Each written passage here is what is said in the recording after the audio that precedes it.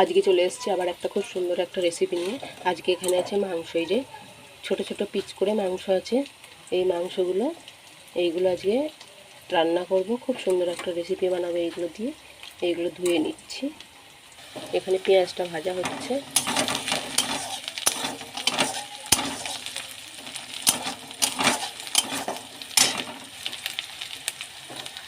এখানে কিছুটা চর্বি আছে, মাংসের সাথে চর্বি দিয়েছে, চর্বিটা আছে, চর্বিটা করব জলটা ঝরিয়ে নিয়ে এবার এটা কড়াইয়ে দিয়ে দেবো পেঁয়াজি ভাজার মধ্যে।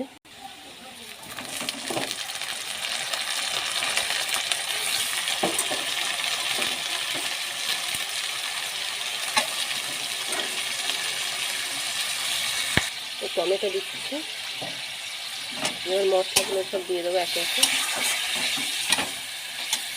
এখানে সব মশলা দেওয়া হয়ে গেছে। এখানে নুন, জিরের গুঁড়ো, এখানে লঙ্কার গুঁড়ো, এখানে হলুদ গুঁড়ো দিয়েছি। এবারটাকে চাপা দিয়ে রেখে দেবো। এবার আদা রসুন বাটাটা দিয়ে দিচ্ছি এর মধ্যে।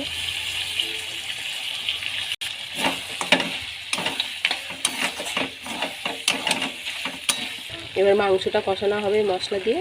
এবার এর মধ্যে মটরগুলো দিয়ে, এই যে সিদ্ধ করা আলু আর মটর, এই যে সিদ্ধ আলু আর মটর সিদ্ধ আছে। এবার এটা মাংসের মধ্যে দিয়ে দেবো। এবার এটাকে ভালো করে একটু কষে নেব।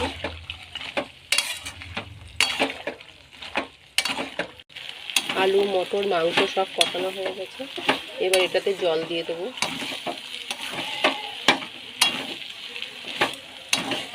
জল দিয়ে দিয়েছি, এবার চাপা দিয়ে রাখবো সিদ্ধর জন্য।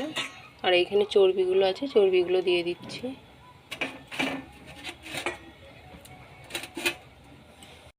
এই যে মটরের ঘুগনিটা হয়ে গেছে।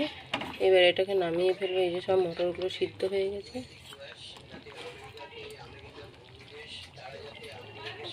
এই যে মটরগুলো সব সিদ্ধ হয়ে গেছে। এবার এটাকে নামিয়ে ফেলবো।